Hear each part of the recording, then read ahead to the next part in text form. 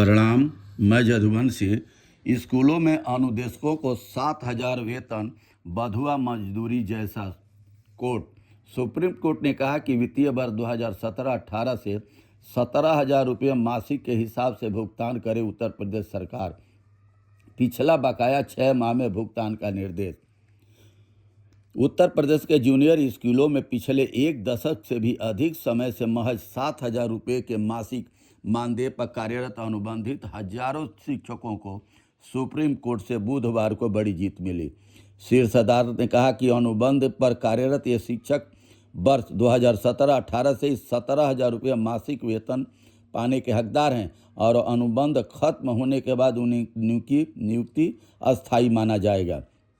Justice Pankaj Mittal और PV वार्ले की पीठ ने अपने फैसले में कहा है कि एक दशक से भी अधिक समय से इन अनुबंधित शिक्षकों को महज 7,000 रुपये के मासिक मानदेय पर रखना न सिर्फ अनुचित प्रथा है जो बंधुआ मजदूरी बेगार के समान है और यह संविधान के अनुच्छेद 23 के तहत यह पूरी तरह से प्रतिबंधित है।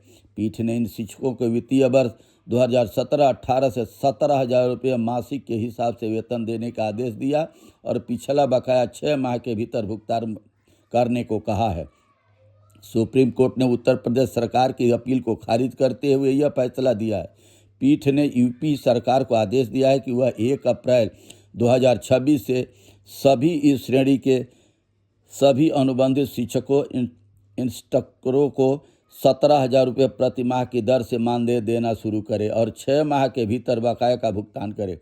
कोर्ट ने कहा है कि पार्ट टाइम या अनुबंध पर रखे गए शिक्षक इंस्ट्रक्टर की नियुक्ति असल में तब अनुबंध वाली नहीं रह जाती जब 11 माह के कॉन्ट्रैक्ट अवधि जिसके लिए उन्हें शुरू में नियुक्त किया गया था या बढ़ाई गई कॉन्ट्रैक्ट अवधि खत्म हो जाती है। पीठ ने कहा कि जो लगातार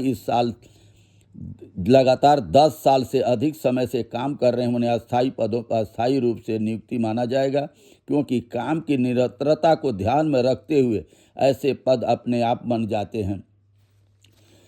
योगी सरकार शिक्षा के नाम पर तो बिल्कुल 0 पॉइंट पर है। पहले 30,000 स्कूलों को बंद किया और जब से योगी सरकार जी आए हैं कानून व्यवस्था के नाम पर तो खूब अपनी पीठ थपथपाते हैं, मगर पिछड़े दलित किसान मजदूर के बच्चों की पढ़ाई के लिए इनका तनिक भी ध्यान नहीं है। सरकारी स्कूलों की व्यवस्था ऐसी चरमरा रही है कि उनको कभी शिक्षक बढ़िया नहीं मिलते हैं तो कहीं सुविधाएं नहीं मिल रही है तो कहीं भोजन की परेशानी हो रही है तो कहीं कुछ की परेशानी। माने कि शिक्षा को इन्होंने किसान मजदूर ग्रामीण तबके को कभी नहीं चाहा है कि वहाँ के बच्चे किसान मजदूर के गरीब के बच्चे सरकारी स्कूलों में बढ़िया से पढ़ करके अच्छे पदों पर जाएं। शिक्षा ही नहीं रहेगी तो आगे क्या होगा और कैसे देश का भविष्य सुधरेगा। बहुत बहुत धन्यवाद। नमस्कार, प्रणाम।